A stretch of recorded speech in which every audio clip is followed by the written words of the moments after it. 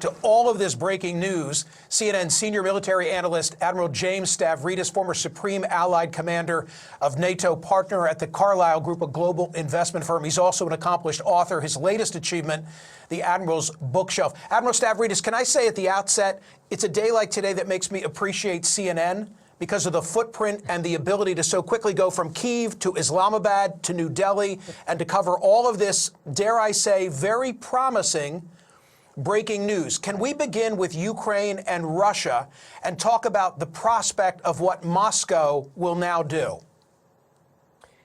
Let's just stop for a minute and say, how rare is it you and I both show up with smiles on our face to talk about the international system? It's true.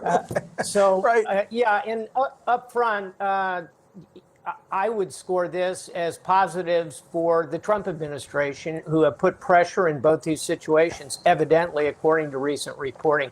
In terms of your question, I think with 70% likelihood, the pressure is now truly on Moscow for the first time since the Trump administration came into office. And I think Putin is realizing his strategy of simply playing rope-a-dope back and forth, is not going to work. The 30% that makes me less encouraged is the fact that Putin is coming off a big deal 4-day visit with President Xi.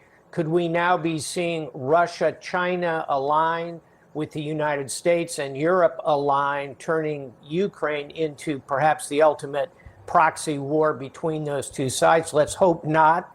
And let's be hopeful on this morning that Putin will wake up and smell the tea, so to speak, and take this ceasefire deal. We all remember that Oval Office meeting between President Zelensky and President Trump and J.D. Vance, the Vice President of the United States, and how that all turned out. The perception of many was that President Trump had been heavy-handed with President Zelensky, so too J.D. Vance. But in the reporting today, it seems as if the administration, the Trump administration, is sending a very deliberate message to Moscow to say to Putin, we're on board with the EU and with Ukraine. The ball's in your court. But if you don't take this deal now, there will be repercussions. That's exactly right. And that would be additional sanctions, possibly secondary sanctions, putting sanctions on anybody who even does business with Russia. All that could have a crippling effect ultimately on a Russian economy that's already simply on a war footing. So there are levers, there are cards to play. I'm glad to see the Trump administration using them. And final thought here, Michael, I think Putin, his military losses of troops are also going to be a factor in this thing. And last thought, look at the pictures of those European leaders kind of coming together. This is a good moment for Europe and its unity.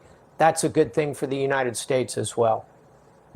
A final thought, Admiral Stavridis. One conflict that we're discussing is 3.5 years old. The other is only 3.5 days old. But I know from reading your recent piece at Bloomberg, you had some very serious concerns of the escalating situation between Pakistan and India. Speak to that, please.